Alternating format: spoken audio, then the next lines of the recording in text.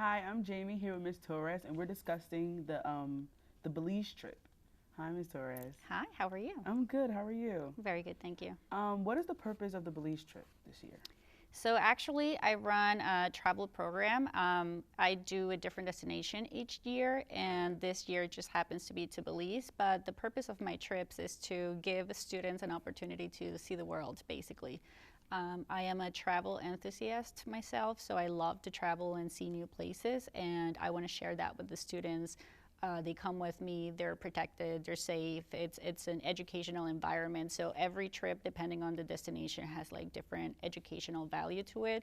So like if we go to Europe, they learn about historical events, they learn about a lot of like the monuments, what they mean, and just culture. It's more like culture. And then when we go to Latin America, it's more like, it's also cultural, it's also educational, but it's also more outdoorsy. So there's like a whole different set of things that the students learn. Okay. Where can students find this information? So every year, because again, the destination is different every year, when I decide on a destination, and how do I decide on the destination also depends on the students. So my students already know that I do this every year, and sometimes I do ask around, so where would you guys like to go? What kind of stuff would you like to do? This year we decided on Belize because students wanted to do adventure stuff. So Belize is a country that's neighboring Mexico, and it's very adventurous. So we'll be going to Mayan sites, archaeological sites. We'll be going to the beach. We will be doing snorkeling. We will be doing zip lining, cave tubing, and it's like a lot of really adventurous stuff. And every year I share the information with all of my students. I share the information with my colleagues, the other teachers, so that they can spread the word to students. I put posters around school. I send emails to parents. This year I have a wonderful helper, Ms. Rachael Wilford. She's the parent of one of my travelers, and she has been helping me by sending calls home, by sending emails home. And we just try to do as many different venues as we can. If students are interested, they can come to my room and they can pick up a flyer with additional information and the website. Yeah, and that's where they find like all the information about what's included, the itinerary, the price, and all that information. So what is the price, like the overall price that the students? That also depends on the destination. A lot of times I try to find tours that are reasonably priced, and unfortunately reasonably priced for an all-inclusive tour is not necessarily super cheap. And the destinations also have different prices. So Europe tends to be a little bit more expensive than Latin America. That's why this year I decided to kind of do a tour that was a little bit shorter in time, but it's also a lot cheaper than last year's, for example. Last year ran to Ecuador and the Galapagos ran at about 4,000, so that was a lot. And I had enough students to do the trip. However, it wasn't like a big group. This year I decided to give everybody a break and find a tour that was still adventurous, but it was a lot, or so I think, a lot cheaper. I know it's still not cheap, but this one runs about 3,000. 3,000, okay. So how long is the trip? The Belize trip is about, this one is actually 7 days. So it's about a week. And like I said, that price may sound like a lot, but it's all inclusive. Once a student signs up, they don't have to worry about paying anything else. And the price also stays constant once a student signs up. So prices fluctuate because of airline prices, because of accommodations. Like the sooner you get to the time of departure, the more expensive stuff gets. But once a student signs up, that is the price that will remain until the trip is paid off. And the trips do have to be paid off before we go on the trip. There are different payment options. So there's 3 different payment options. You can either pay in full if you have a credit card, if you have the money in the bank, you can pay in full. You can do a monthly payment plan, which is the option that a lot of my students and parents choose because it's a even monthly payment plan. You set up your own date when you want it to come out, so like you can arrange it to be around your pay date, that kind of stuff. And it comes out of your bank account automatically. And then there's a third payment option, which is they call it a manual payment plan. So you would pay a small chunk when you sign up, another chunk 30 days from that, and then the remaining balance you just pay it as you can. So like if 1 month you happen to come up with $1,000, you can do that. Okay. If the next month you only have 200, then you do that. But then again, with the understanding that the payments or the trip has to be paid in full before we depart. Okay. Is only Spanish club students allowed to go, or can other students go? That's a great question. This is actually an opportunity that I extend to the whole school. So again, the whole idea behind the trips is that everybody can get this opportunity. So you don't have to be a Spanish student, you can be a French, you can not take a language. Everybody has the same opportunity. Our guides are bilingual, and most of the important information is done in English anyway. But because we go to the Spanish-speaking countries, that's usually my countries of choice. They have been Spanish-speaking countries. So my Spanish students can get that extra opportunity to practice their Spanish, but it's not mandatory. Okay. So students in the Spanish club, is there only Pacific amount of students you could take?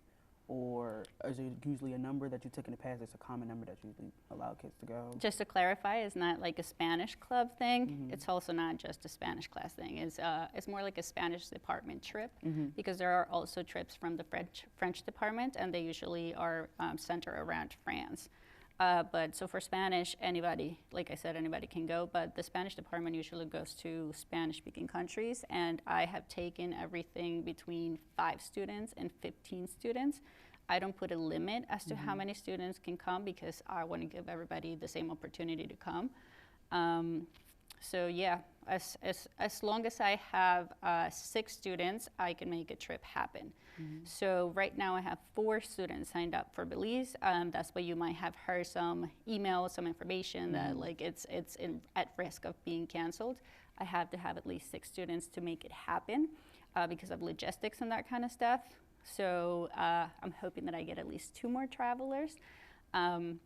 If not, then I have to figure out what I'm going to do with this trip. But also there will be a 2021 trip. So an option could be to have those students travel in 2021 instead. But I am hoping that I can get enough people to come to Belize. So what is the deadline of when students should get their stuff in to be able to go on a trip, or like money or anything? Yes.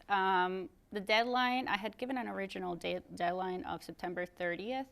I actually started advertising the trip back in March or April, something like that. And some students signed up, other students did not know what was going to happen over summer. They decided to wait, and then now we're in September, October, and a lot of times people realize it's too soon, it's too close, it's too much to pay real quick. So I had set it up for the 31st of September, just because that's like the last opportunity people were going to have, or the 30th of September. That was the last opportunity that people were going to have to pay the lowest price possible. So as of now, I believe is $3,040. In September, it was $2,900. Oh, okay. So the closer we get to the departure date, the higher it gets, because again, you're getting closer to buy your plane tickets and things just start getting more expensive.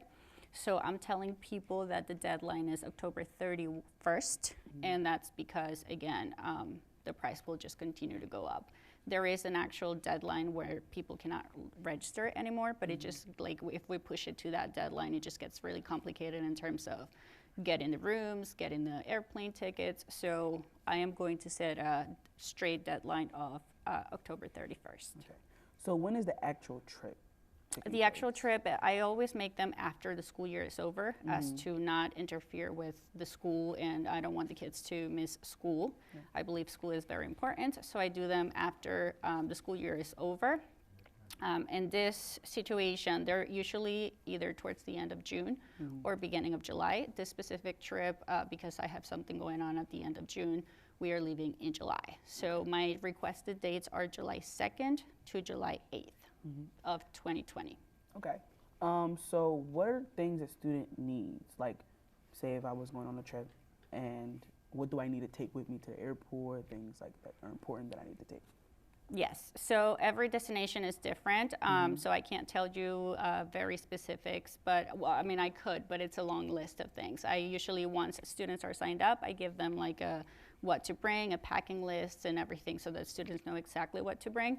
The important stuff in this case would be that it is an international trip, so you definitely have to have your passport. So you either have your American passport if you're a citizen, or if you were born in another country and you're here with your residency, with your permanent residency, you would need to bring your green card and your passport from whatever country that may be. For Belize, they do require a notarized letter from the parents, and this notarized letter just indicates that the parent is given authorization to me to bring the child to another country. Okay. Well, anything else you would like to add about the trip or anything else? So I hope everybody would take this opportunity to travel. Again, I strongly believe that traveling really does change you as a person, as a human. You start seeing how other people live, you start seeing their cultures, what they do. You start realizing how different, but then at the same time, how similar you are. I believe it teaches the students how to be responsible because you're on your own. Your parents are not right there with you. I mean, you're on your own without your parents. I'm there, and I'm taking care of them. But you have to get up yourself in the morning. You have to make sure you have everything that you need for the day, kind of stuff. So it teaches them responsibility. It teaches them, I believe, gratitude, because then students realize everything they have. A lot of times we don't realize what we have until we're in a situation where we see what other people don't have. So I believe that teaches them gratitude as well, and just all of the educational things, which again vary from tour to tour. Well, thank you, Ms. Torres, for coming. Thank you so much. Hopefully people will join Belize, 2 more travelers. If it's not possible for this year, there will be another trip coming in 2021, so stay tuned. Okay. Well, you heard that. There's another trip coming 2020, so thank you. I'm Jamie here with Ms. Torres, and back to the Eagle's Eye.